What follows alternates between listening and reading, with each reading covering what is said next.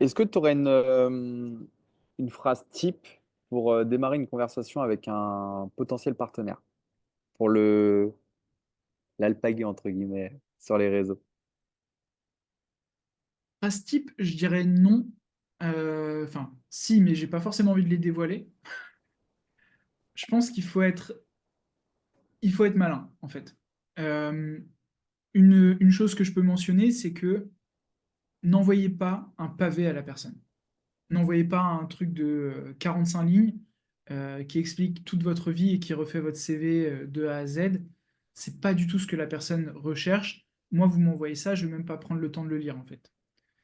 Donc, soyez smart et engagez une vraie conversation avec quelqu'un.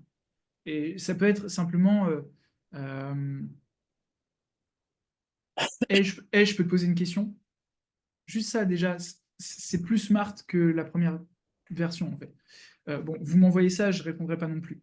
Donc, c'est pas exactement la bonne phrase, mais vous pouvez trouver un moyen de faire en sorte que la personne vous réponde et que la conversation démarre. C'est ce que je veux dire. C'est ça qui est important. Parce que votre rôle, en fait, si vous êtes en recherche d'une entreprise, c'est le plus vite possible d'avoir un entretien téléphonique avec l'entrepreneur. Mm. Donc, soit vous pouvez le contacter directement, soit si vous êtes, pareil, un peu smart, vous pouvez trouver qui est le directeur des ventes de son entreprise, ou des choses comme ça. Mais oui, oui, contactez-les de manière humaine. Je pense que c'est un élément important aussi à dire. Et même si je mentionnais tout à l'heure que bah, c'est bien de contacter pas mal de personnes dans la journée, mettez un petit élément de personnalisation.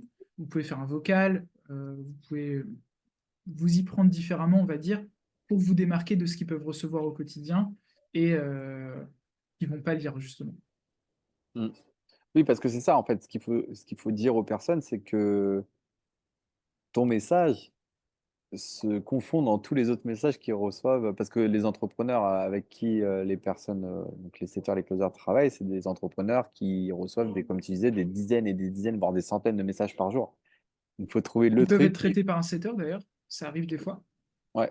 C'est un Donc, setter qui va recevoir finalement le message et qui va peut-être le mettre à la poubelle s'ils ne sont pas bien organisés. mm, Normalement, le setter va le remonter à l'infopreneur, mais euh, ça, c'est ouais, quelqu'un qui vient pour postuler et remplacer son travail, donc il n'a peut-être pas envie de le faire. Euh, mais il faut prendre tout ça en compte. ouais.